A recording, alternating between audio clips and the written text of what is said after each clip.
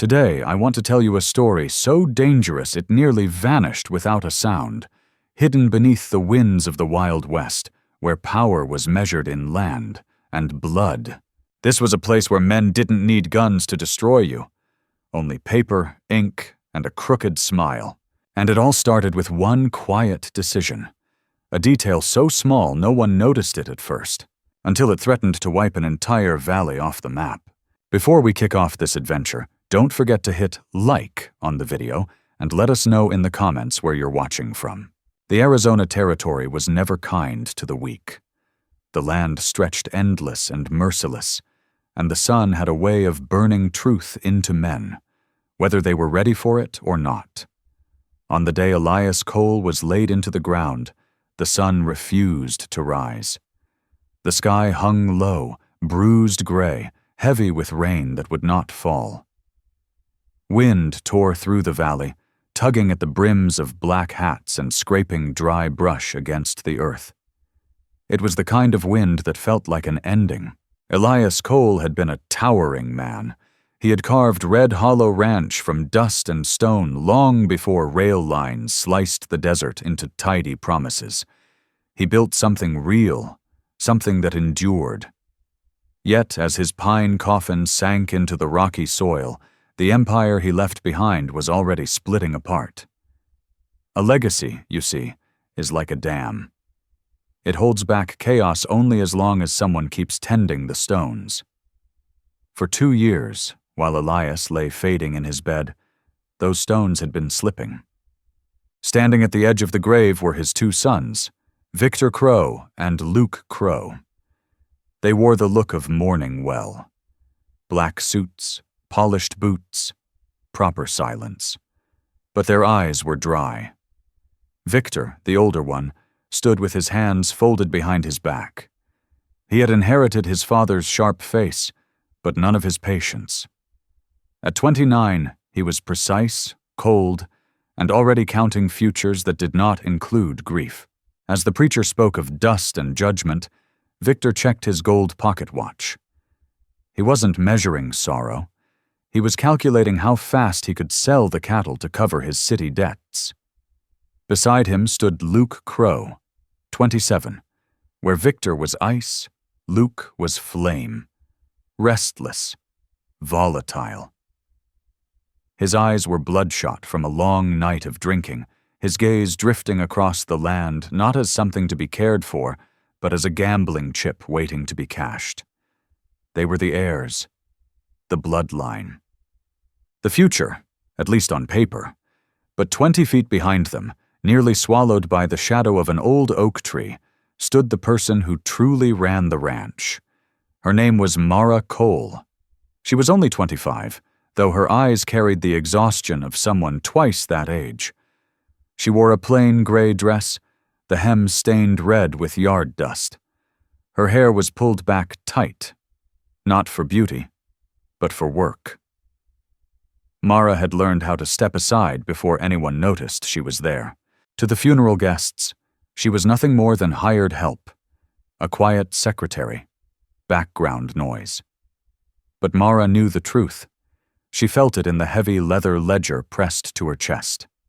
Even here, beside a grave, she knew the accounts of Red Hollow Ranch were empty.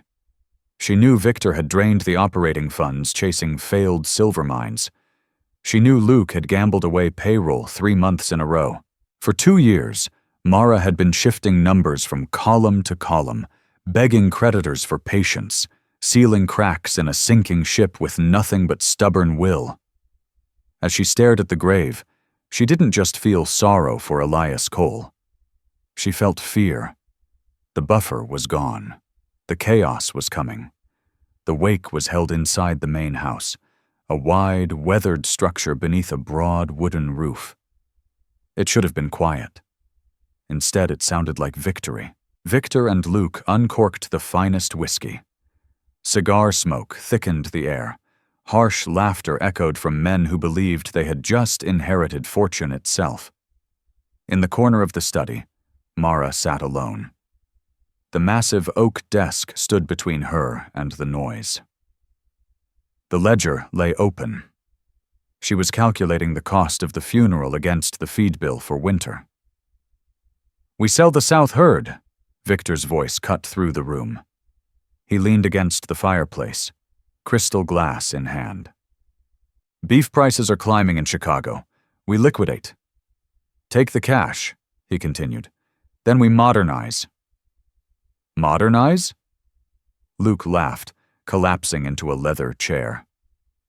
"I say we sell the water rights. That mining broker, Sylvia Kane, she'll pay double just to divert the creek for one season. Easy money." "No water, no cattle." Mara's pen froze. She lifted her head, heart pounding. "You can't." Her voice was quiet, but it sliced through the room. Both brothers turned, startled, as if a chair had spoken. "You can't sell the South herd," Mara said, standing. Her hands trembled, but she pressed them flat against the desk. "That's breeding stock. Without it, there's no herd next year, and the creek, if you divert it, the valley dies." Luke waved her off. "Always preaching disaster, aren't you?" "This is business," he scoffed. "Something a housemaid wouldn't understand." "I am the estate manager," Mara said, her voice shaking with exhaustion and fury. "And I'm telling you, we're 3 weeks from bankruptcy. The banknotes are due on the 1st. Victor's jaw tightened. "We're crows. Our name is credit." Mara looked at him, and for the first time, said nothing. Because deep down, she knew the truth. Their name wasn't holding the ranch together. She was. She spoke again, softly, but her words sliced clean through the noise. The brothers froze. They stared at her the way men do when an old chair suddenly finds a voice. "I'm sorry," Victor Crow sneered, swirling the whiskey in his glass. "Did you say something?" "You can't sell the South herd," Mara Cole said. She rose from her chair. Her hands trembled, but she flattened her palms against the desk and held her ground. "That's breeding stock. If you sell them, there won't be a herd next spring. And the water. If you divert the creek, the valley dries up. The soil dies. There won't be a ranch left to sell." Luke Crow scoffed, waving her off. "Always preaching disaster, aren't you? Mara, this is business. Real money. High finance. Not something a housemaid would understand." "I am the estate manager," Mara said. Her voice shook, not with fear, but with rage worn thin by exhaustion. "And I'm telling you the truth. We're 3 weeks from bankruptcy. The banknotes come due on the 1st. We'll pay them," Victor snapped, his polished calm cracking just enough to reveal the panic underneath. "We're crows. Our name carries weight." "Your name," a new voice cut in. Low. Rough. Like gravel grinding beneath a boot heel. "Isn't worth the ink it's written with." The room went dead silent. The heavy double doors of the study swung open.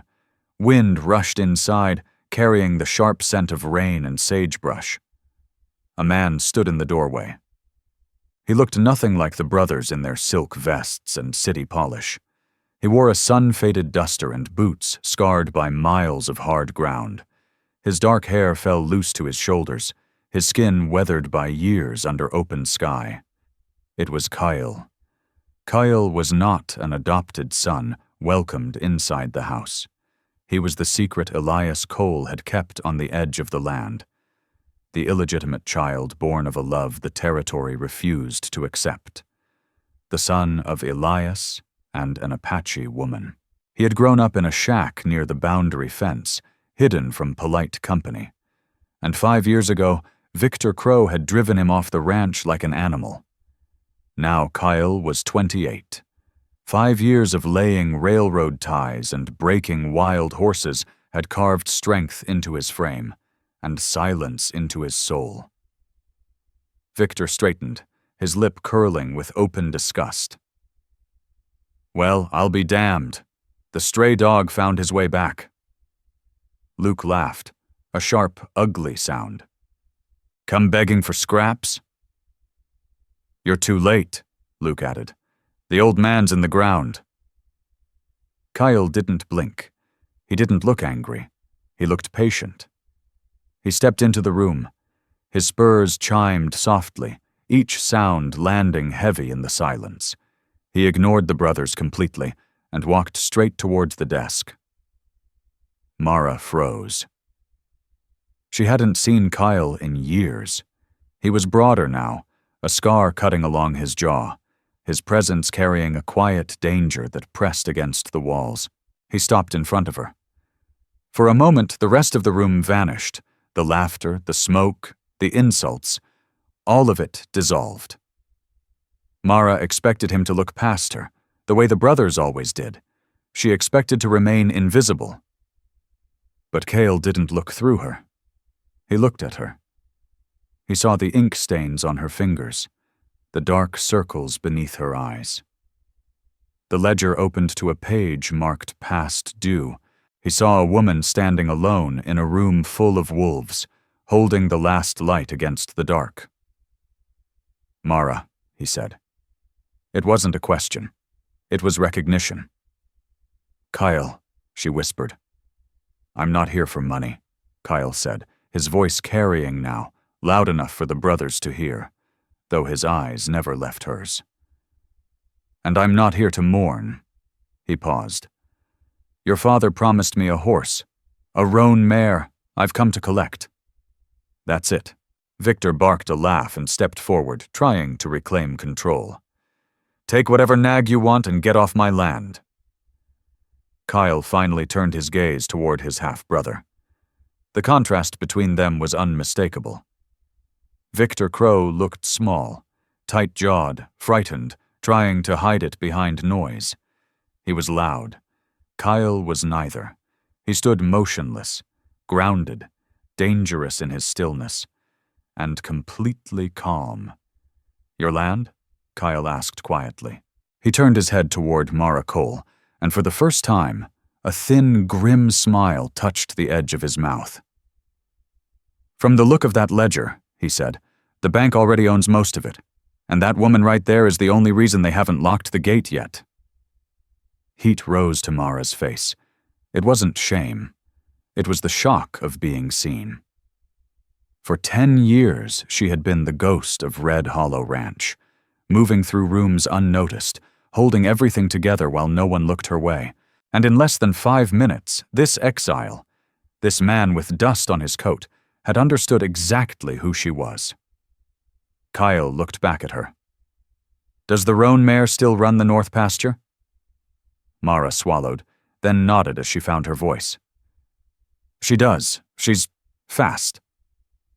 Kyle gave a short nod. "Good. I'll need fast." He turned toward the door, his long coat shifting around his legs. But before leaving, he stopped. He glanced once more at the wreckage of the room, the spilled whiskey, the strained faces of the brothers, the weight of a legacy collapsing inward. "You're going to lose everything, Victor," Kyle said.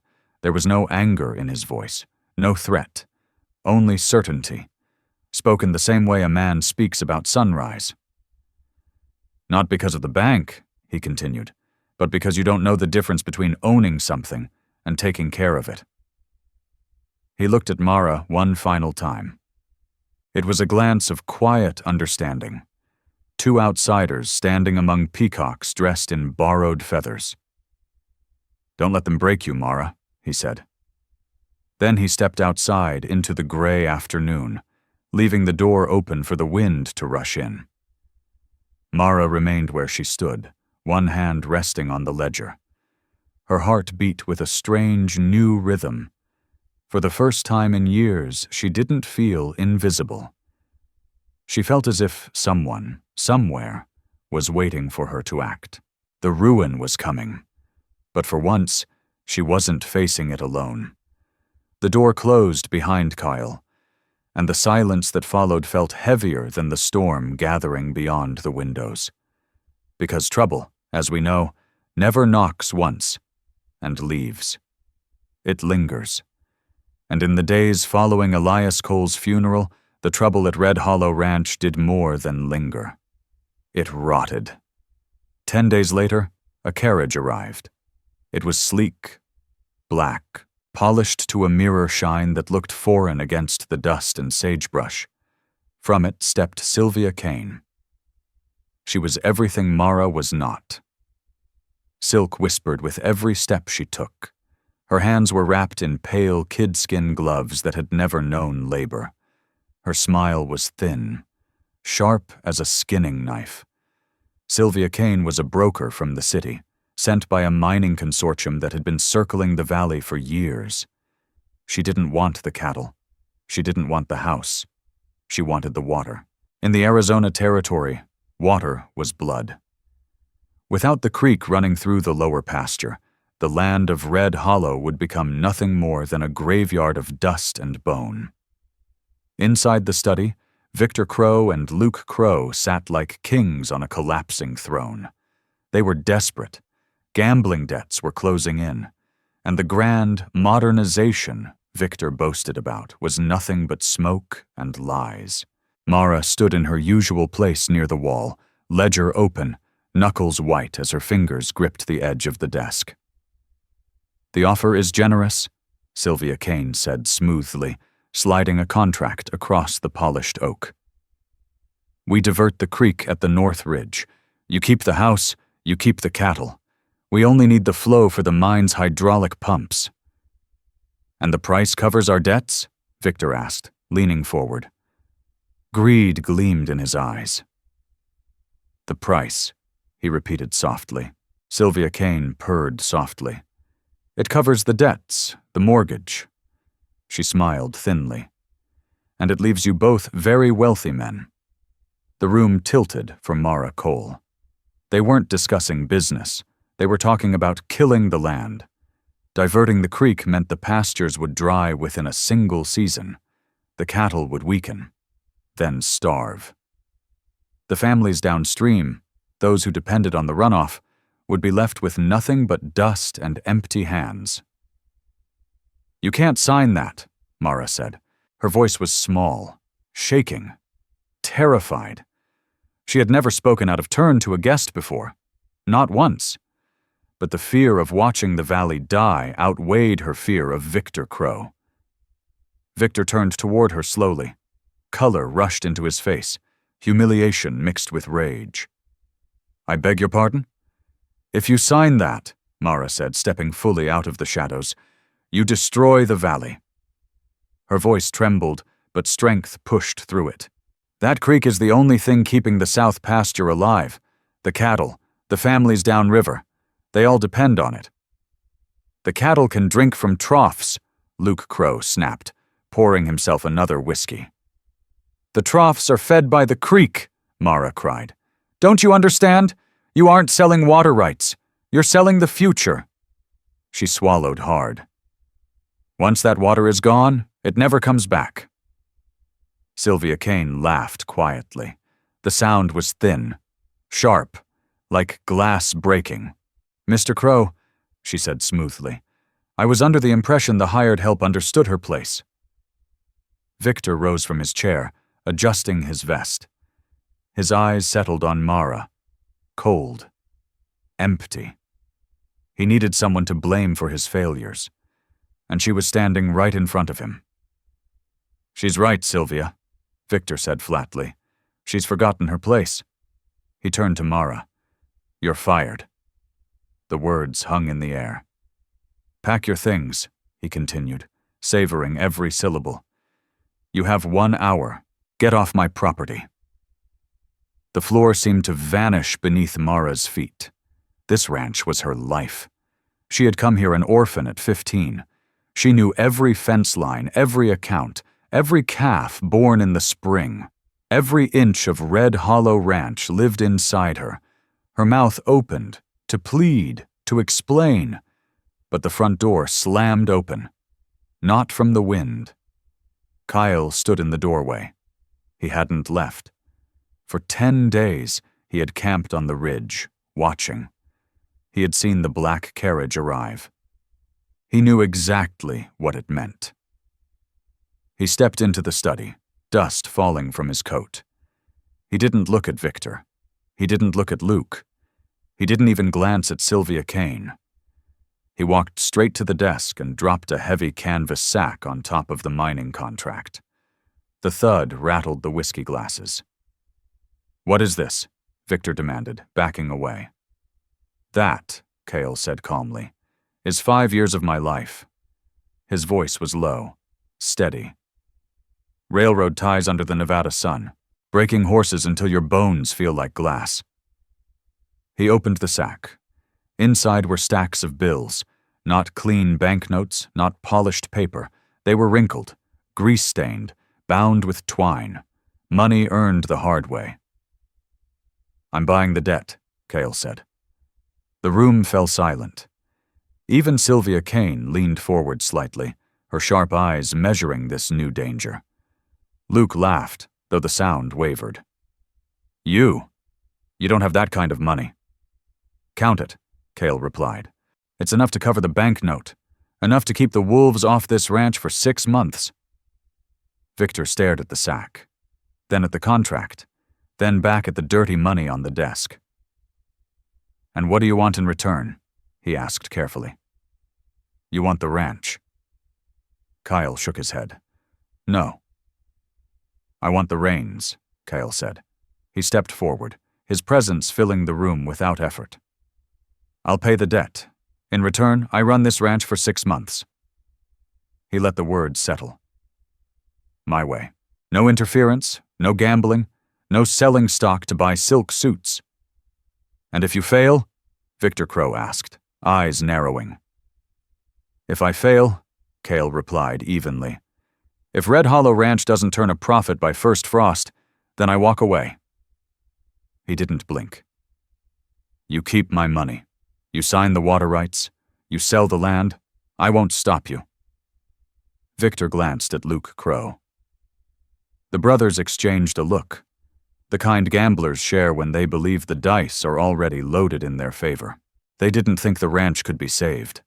They had already bled it dry. In their minds, Kyle was offering to pay their debts, work himself to the bone for 6 months, then hand the property back so they could sell it anyway. A perfect deal. A no-lose game. Cale spoke again, his voice dropping lower. "Mara stays." Victor scoffed. "The girl, she's useless." "She stays," Cale repeated, "as estate manager, full authority over the books." He nodded toward the canvas sack. "Or that money walks out the door with me." Victor stared at the bills again. Greed won. It always did. "Fine," Victor said at last, a thin smile curling across his mouth. "You want to play cowboy? Go ahead. We'll be in the city." He smirked. "But when frost comes and you're broke, don't expect us to shed tears." He grabbed the sack off the desk. "You've got 6 months, brother. Try not to embarrass us." And just like that, the bargain was sealed. The brothers left in their carriages, along with Sylvia Kane, the wheels cutting shallow lines through the dust as they disappeared down the road. What remained behind was silence. But it wasn't the silence of mourning. It was the silence of a blank page. And that, my friends, is where the true story begins. Because saving a place like Red Hollow Ranch isn't done with speeches or gunfire. It's done in the quiet hours before dawn. The next 6 months became a war, but it was a war fought with shovels, ledgers, and bitter coffee. Kyle and Mara Cole fell into a rhythm the ranch had never known, a partnership of opposites, locked together like a dovetail joint. Kyle took the outside work, the land itself. He understood things the brothers never had. He saw the cattle were too thin, grazing on bitter grass in the north pasture, and moved them south. He dismissed the lazy foreman Victor had hired and promoted Hank Dobbs, a man who couldn't read but knew more about cattle than any veterinarian alive. Kyle worked harder than any of the Iron Creek hands. He rose before sunrise, mending fences that hadn't been touched in years, clearing irrigation ditches with his own hands, mud-streaked, sweat-soaked. The men followed him not because of his name, but because he never asked them to do a thing he wasn't already doing himself. And while Kyle healed the body of the ranch, Mara healed its mind. She claimed the study as her battlefield. She burned the brothers' scattered notes and began again from nothing. She renegotiated feed contracts with suppliers who had been bleeding the ranch dry for years. She tracked every cent. She uncovered forgotten assets, tools that could be repaired, wool that could be sold. But the real work happened at night. Picture it. Late hours. The fire crackling low in the study, casting long shadows across shelves of aging books. Outside, coyotes sang to the moon. Kyle sat in the leather armchair, boots kicked off, his face drawn with exhaustion. Mara stood at the desk, papers spread around her like a storm. "I don't understand this tax levy," Kyle said one night, rubbing his temples. He held the document like it was written in another language. He could trail a mountain lion across bare stone. But the twisted language of government paperwork was a world he'd never been allowed to learn. Mara Cole didn't laugh at him. She didn't sigh. She simply rose from her chair, walked around the desk, and settled gently on the arm of his. "Look here," she said quietly. Her ink-stained finger traced the page. "They're trying to tax the fallow land. But see this clause? If we designate the North Ridge for grazing, the rate drops by half." Kyle studied the paper. Then he looked up at her. He saw the sharp focus in her eyes, the way her mind moved faster than the numbers ever could. "You just saved us $300, he said, awe slipping into his voice. $400, Mara corrected softly, a tired smile touching her lips. "If we file it by Tuesday." Later that week, the balance shifted. Mara stood near the corral, watching Cale work with a new stallion. The horse was wild, terrified, rearing and snapping, hooves striking dust. The Iron Creek hands wanted to break it with ropes and whips. Kyle sent them away. He stepped into the center of the corral alone. He didn't shout. He didn't lift a hand. He simply breathed. He waited. He let the animal feel his calm. 10 minutes passed. Then 20. Slowly, the stallion lowered its head. One step forward. Then another. Until Kyle reached out and rested his palm against the horse's nose. Mara watched from the fence, completely still. She lived in a world of strict columns and unforgiving numbers. To see something so wild, gentled by nothing but patience, stole her breath. She climbed down as Kyle led the horse toward her. "How did you know he'd stop?" she asked. "He wasn't mean," Cale said, brushing a hand along the horse's sweat-darkened neck. "He was scared." He glanced at her. "Fear makes you fight when you don't want to," he said quietly. "You know that better than anyone." Mara didn't answer. But something shifted. It was in moments like these, by the fire, by the fence, that something deeper began to grow between them. Not the loud romance of storybooks, something stronger, an intimacy born of competence, a rare kind of affection that comes from watching someone master something difficult. Kyle watched as Mara spoke to the Iron Creek hands, men who once ignored her. When she told them payroll was ready, they removed their hats. When she asked them to conserve grain, they listened. By the 4th month, exhaustion hung heavy in the air. They'd worked 16 hours straight. 2 mugs of black coffee sat between them. Strong, bitter, terrible ranch coffee. Kyle set one beside Mara's ledger and leaned against the desk, watching her write. Firelight caught loose strands escaping her bun. She looked thin, worn, but her eyes burned with resolve. "You've been carrying this roof for 10 years, Cale said quietly. Hearing her name hang in the silence, Mara paused. Her pen hovered above the page. "Victor and Luke inherited the name," he continued, "but you're the one who kept the walls from falling in." even when they treated you like furniture, even when they didn't pay you. Mara lowered her gaze to her hands. They were rough now, marked with ink and dust. "Someone had to," she whispered. "It was Elias Cole's dream." She swallowed. "I couldn't let it disappear." "No," Kyle said. He reached out, not to take her hand. Cale didn't touch her hand. He touched the edge of the ledger she'd been guarding. "It wasn't only Elias Cole's dream," he said quietly. "It's yours. Mara, you're the steward of this place. You always have been." She looked up at him. Tears burned behind her eyes, not from grief, but from release. For a woman who had lived her life unseen, unheard, treated like air, having someone name the weight she carried felt overwhelming. It was the most intimate touch she had ever known. "We're going to make it," Cale said with certainty. "We're going to win." And by the 5th month, they were. The impossible was unfolding. The cattle were strong. The fall prices held steady. The accounts were finally in the black. Not by much, but black all the same. Red Hollow Ranch was breathing again. Yet success, my friends, is a beacon, and a beacon draws both admiration and envy. Envy is far more dangerous. Victor Crow and Luke Crow returned from the city early. They had expected ruins. They had expected Cale broken. Mara begging for her job.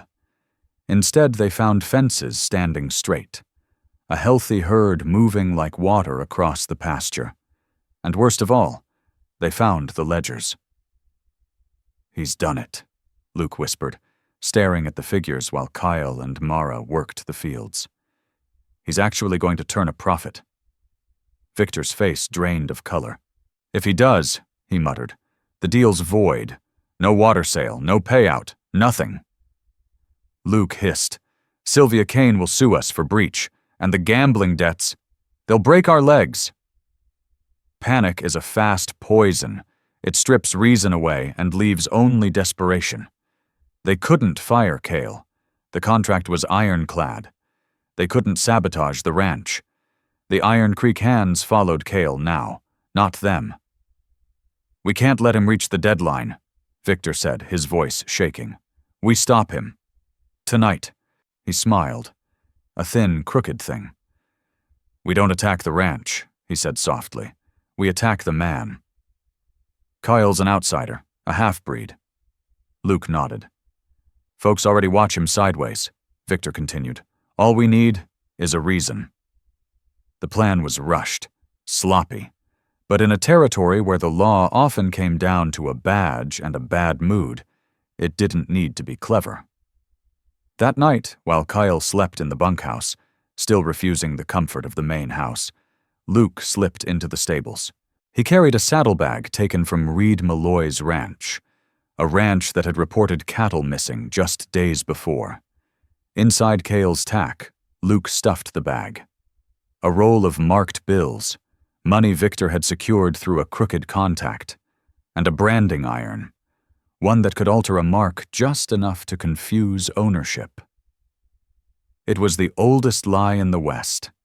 Cattle rustling. Morning came bright and merciless. The sun rose unaware of the betrayal it revealed. Cale and Mara stood by the corral, discussing the beef shipment schedule. They were smiling. For the first time, the weight was lifting. They were days from the deadline. They had won. Then a voice cut across the yard. "Cale!" Mara spun around. Sheriff Wyatt Boone rode in with 2 deputies. His face was tight, uncomfortable. He wasn't alone.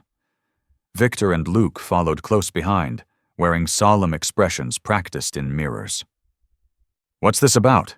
Kyle asked, stepping forward, instinctively placing himself between Mara and the horses. "We received a report," Wyatt Boone said carefully, "about missing cattle from Reed Malloy's ranch." "That has nothing to do with us," Mara said, moving to Cale's side. "We've been working this land day and night," Victor Crow said. His voice dripped with practiced grief. "My brother has always had a reckless streak. We tried to give him a chance." He sighed dramatically. "But we found this in the tack room." Luke Crow hurled a saddlebag at the sheriff's boots. It split open. The branding iron clanged against the dirt. The marked bills spilled across the ground. Color drained from Mara Cole's face. "That's a lie!" she shouted. "That isn't his!" She stepped forward, trembling with fury. "I know every piece of equipment in that room. That iron was never there." Kyle didn't raise his voice. He looked at the iron. Then the money. Then he lifted his eyes to Victor. And there it was. Fear. Raw. Desperate. Small. The panic of a man trying to drag down someone larger than himself. "Kyle," Wyatt Boone said reluctantly, drawing his revolver. "You're under arrest for cattle theft." "He didn't do it!" Mara cried, grabbing the sheriff's sleeve. "You can't take him. Look at the books. We didn't need to steal. We made the profit." "The profit doesn't matter if it came from stolen stock," Victor snapped. "The contract's void if criminal activity occurs on the property. It's in the fine print." Kyle turned to Mara. He saw her loyalty, her fire. She was ready to fight the law itself for him. "Mara," he said gently. She froze, breathing hard, tears cutting through the dust on her face. "Don't fight them," he told her. "Not like this." "But the water," she choked. "The deadline is tomorrow. If you're arrested, they void the deal. They'll sign in the morning." "I know," Kyle said quietly. He held out his hands.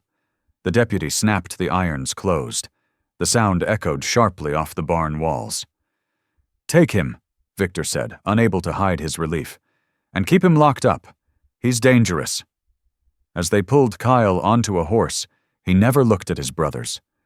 His eyes stayed on Mara.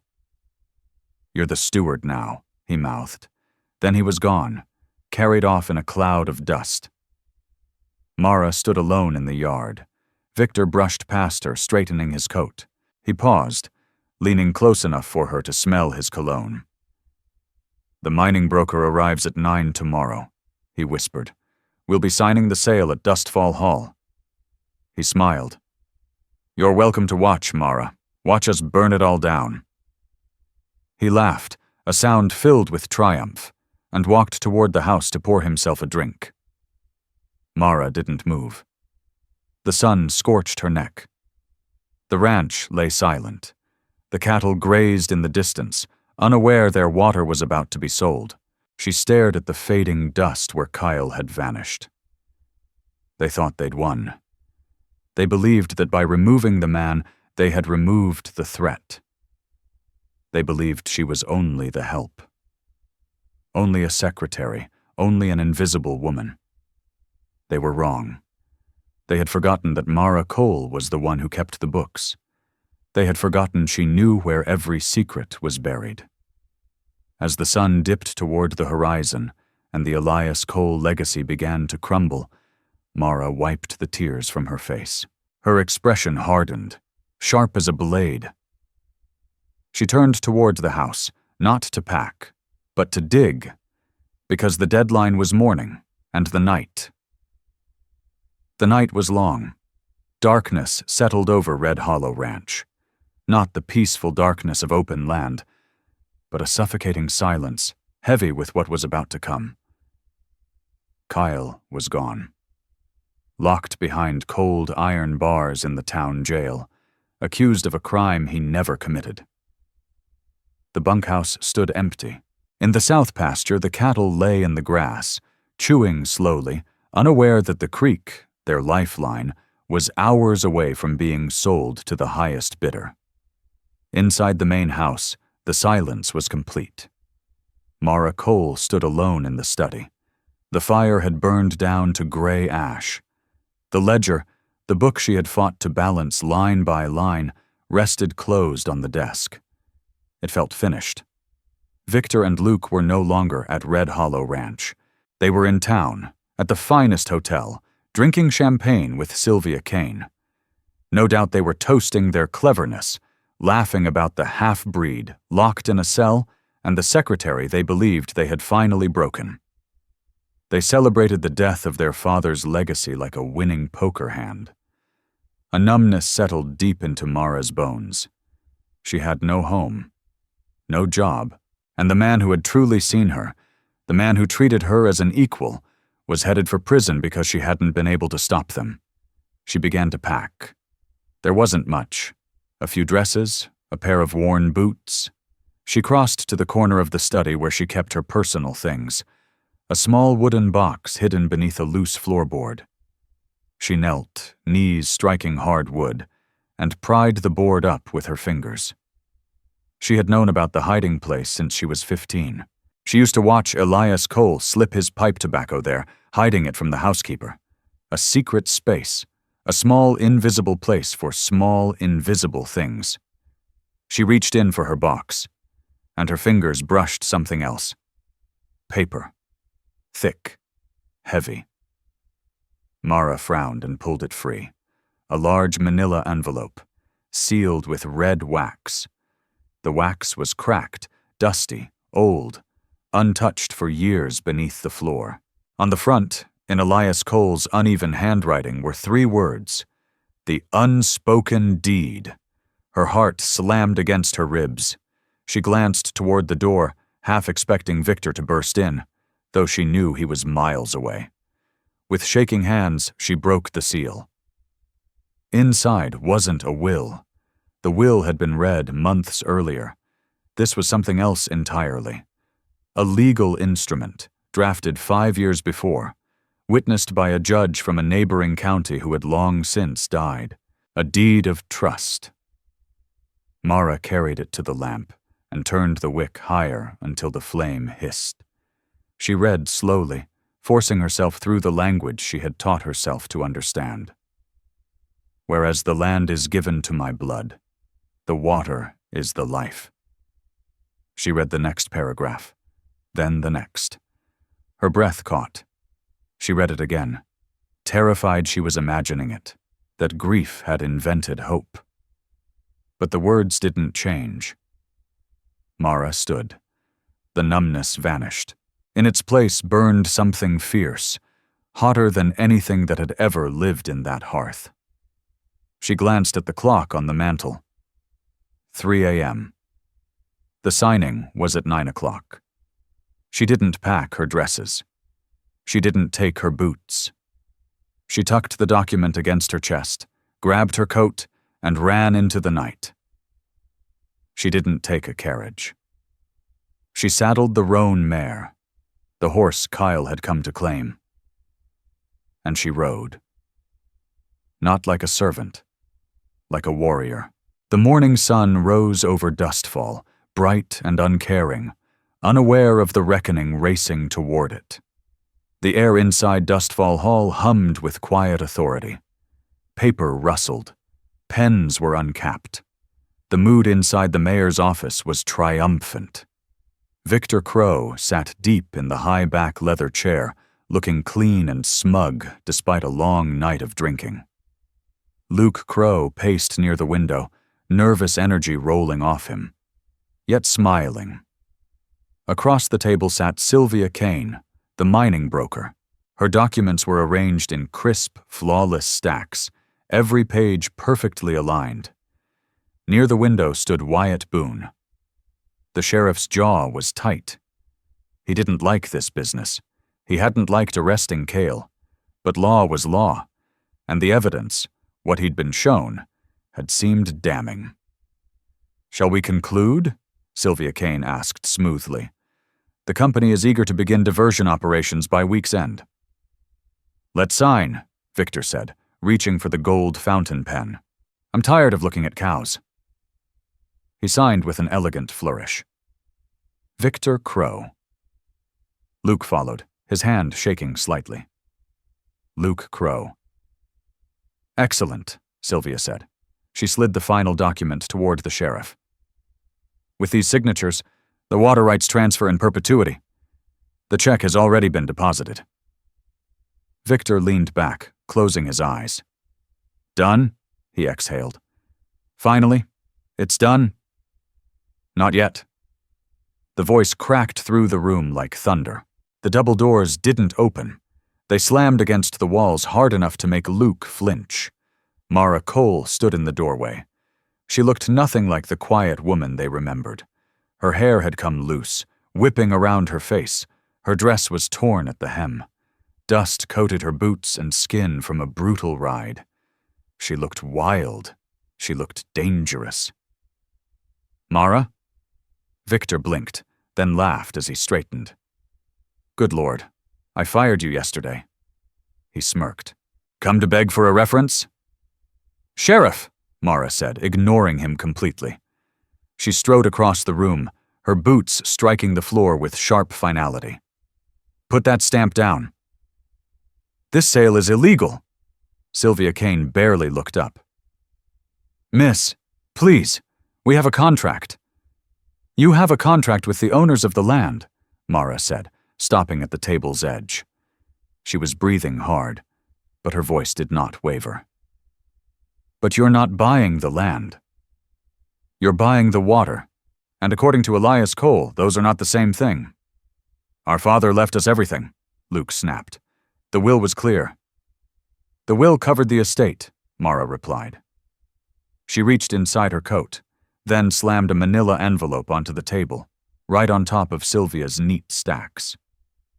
"But 5 years ago, Elias created something else. A blind trust. He separated the water rights from the land deed." The room fell deathly silent. Sylvia Kane's composed expression vanished. She seized the document, eyes scanning the pages at speed. "This," she murmured, "this appears authentic. A conservation trust deed." Victor slammed his hands on the table. "What does that mean?" "It means," Mara said, her voice rising with strength she never knew she possessed, "that while you own the dirt, the water belongs to the trust. It was created to protect this valley from exactly this kind of greed." She turned toward the sheriff. "Read Clause 4, Wyatt. The sale clause." Wyatt Boone lifted the paper, squinting at the aged ink. "It says here," he read slowly, "that the water rights may only be sold or diverted in the event of catastrophic emergency. And even then, it requires 2 signatures, Victor Crow said sharply, forcing out a breath. "Very well. Luke and I both signed." "No," Mara Cole replied. Her voice was calm, but unyielding. "Not 2 owners. It requires the signature of the landowner, and the signature of the appointed steward of the trust." Victor laughed again, though the sound cracked at the edges. "Steward? Father never named one.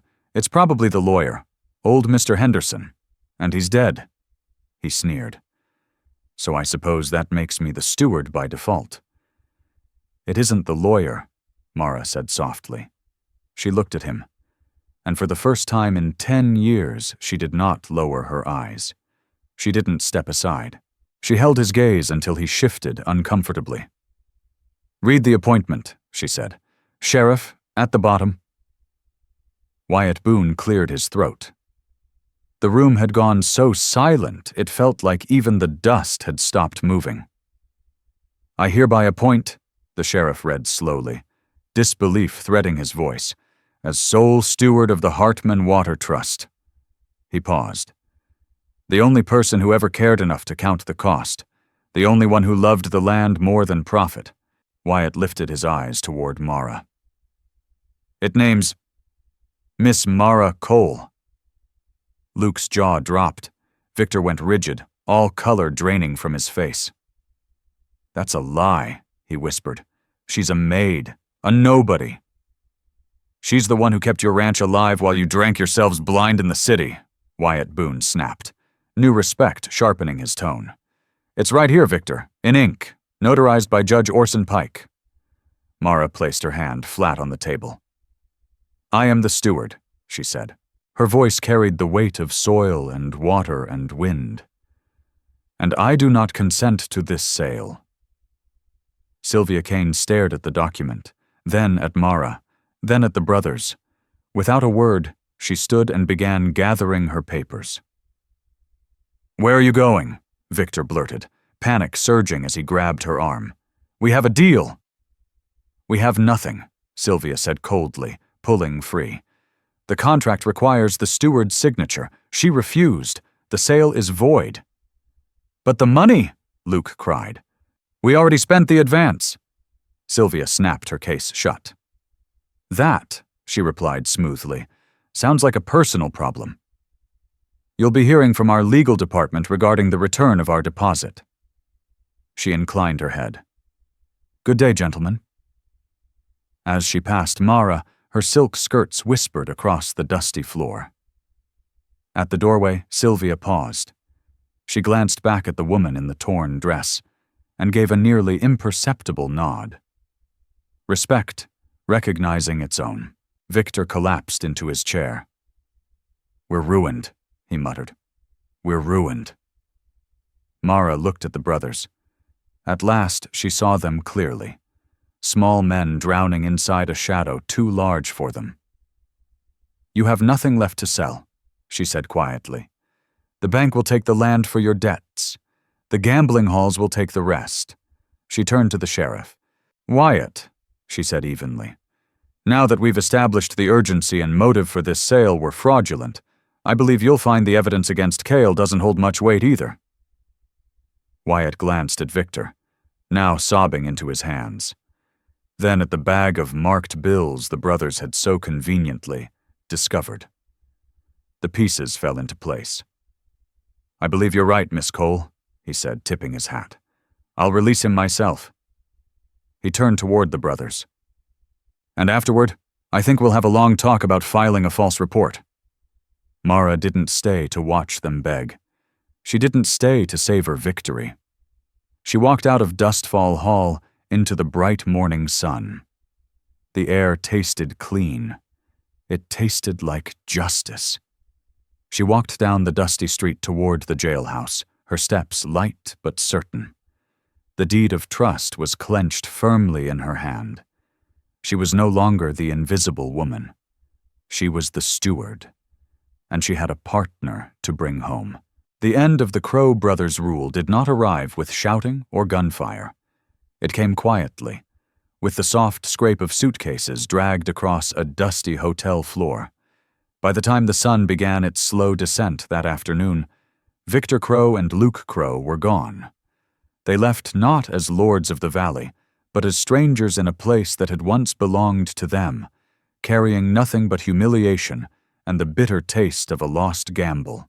They boarded the evening stagecoach bound for the city, chasing lights and noise, leaving the canyon silence behind for those who understood how to listen to it.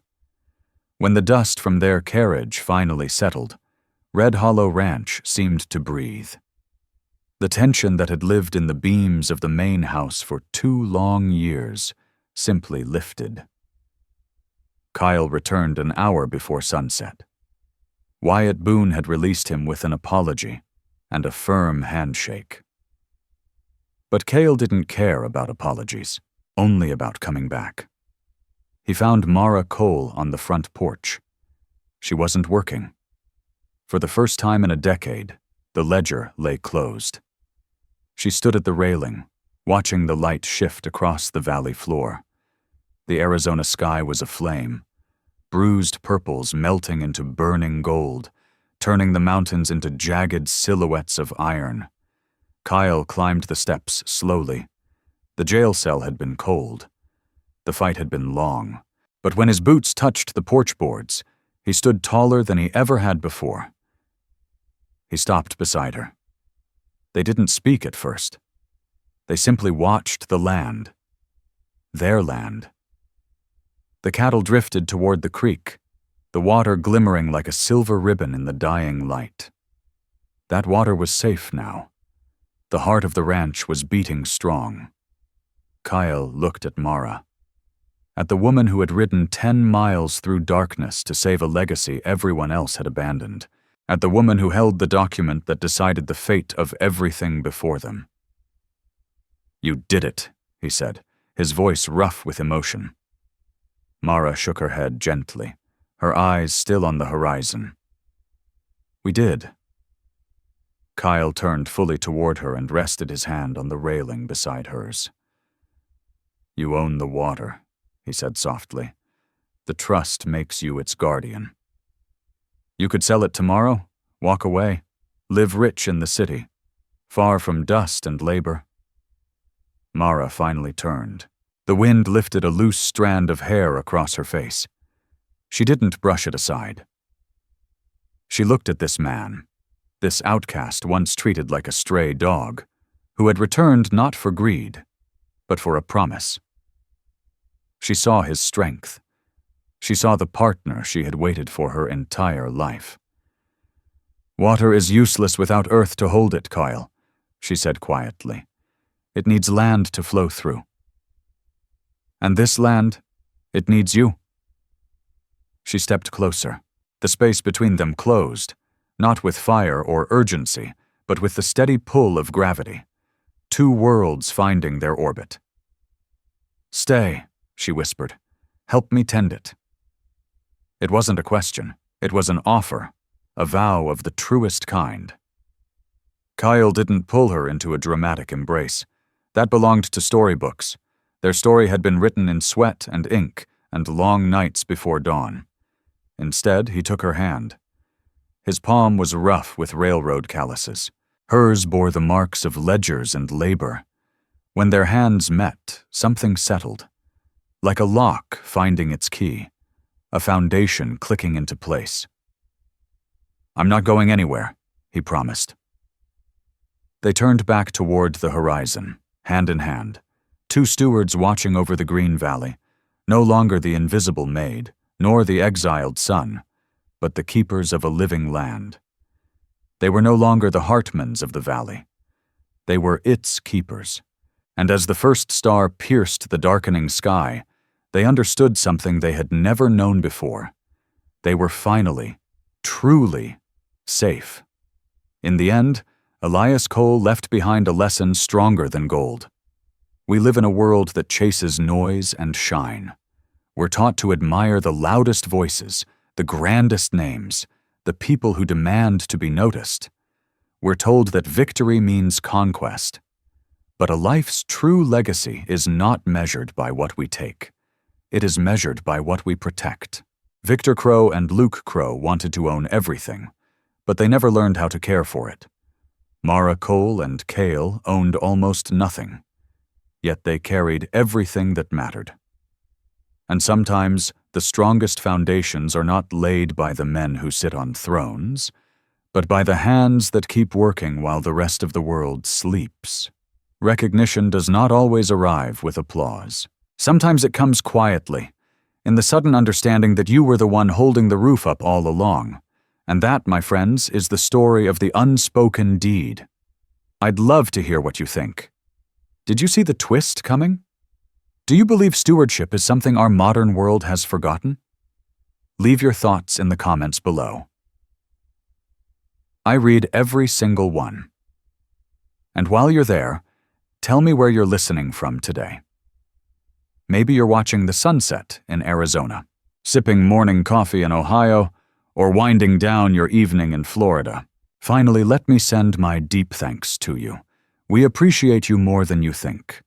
If this tale stirred something deep inside, we invite you to remain part of this frontier of memories. More true stories of honor, compassion, and destiny are waiting for you here. Subscribe, share, comment, and thank you for riding with us today. Aviso legal barra disclaimer. Our content is designed for artistic and entertainment purposes and may reinterpret historical themes using fictional touches. We apply AI tools thoughtfully, only to support production, while keeping human supervision over editing, emotional tone, and narrative coherence. We always comply with regulatory guidelines for AI-based media and avoid deepfake practices or identity manipulation. All supporting components remain legally sourced. Please ask for authorization before sharing or adapting any segment. Your respect makes it possible for us to continue telling meaningful stories.